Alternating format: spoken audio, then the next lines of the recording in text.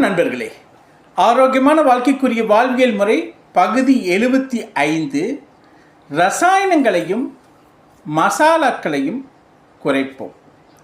இதாங்க ஆரோக்கியமான வாழ்க்கைக்குரிய வாழ்வியல் முறை பகுதி 75 நம்ம டிஸ்கஷன்ஸு.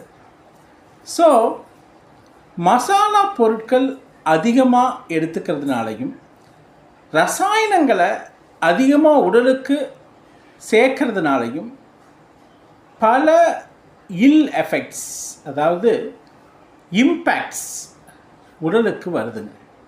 இதனால் நிறைய ஒவ்வாமை, அப்புறம் உடலுக்கு நிறைய கெடுதல்கள். ரசாயனங்கள் உடலுக்கு ஒரு வினையூக்கியா, ஒரு விதமான இம்பேக்டை ஏற்படுத்தக்கூடியதாக இருக்குது.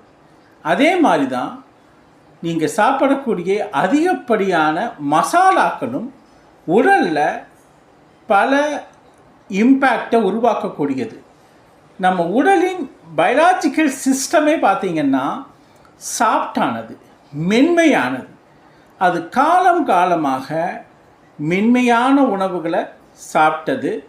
அளவுக்கு அதிகமாக செயற்கை நிறமூட்டிகளையும் செயற்கையான அளவுக்கு அதிகமான மசாலா பொருட்களையும் ரசாயனங்களையும் உடலுக்கு சேர்த்துறதுனால அது கொஞ்சம் கொஞ்சமாக உடல் இருக்கக்கூடிய ஒவ்வொரு உறுப்பையும் தன்னுடைய அந்த விக்ரஸான கெமிக்கல் நேச்சர், மசாலா நேச்சர்னால் சிதைக்க ஆரம்பிக்கும். அது மைக்ரோ லெவலில் நடந்துகிட்டே இருக்கும், கண்ணுக்கு தெரியாத புலப்படாது.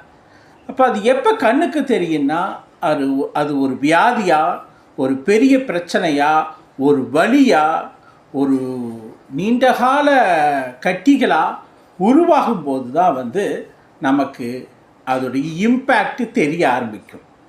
மனிதன் சந்திக்கக்கூடிய அத்தனை பிரச்சனைகளுக்கும் இந்த ரசாயனங்களும் அதிகப்படியான மசாலா பொருட்களையும் யூஸ் பண்ணதுனால தான் வந்த பிரச்சனைங்க. இதுதான் நம்ம ஆரோக்கியமான வாழ்க்கைக்குரிய வாழ்வியல் முறையில் அவாய்ட் பண்ணக்கூடியது. அப்படி ஆரோக்கியமான வாழ்க்கைக்குரிய வாழ்வியல் முறையாக, பழக்க வழக்கமாக, ஹேபிட்டாக நம்ம இதைய குறைச்சிக்கணும், இல்லைன்னா அவாய்ட் பண்ணணும். நம்ம டோட்டலாக அவாய்ட் பண்ண முடியலினாலும் அட்லீஸ்ட்டு குறைச்சிக்கலாம். As reasonable as practical.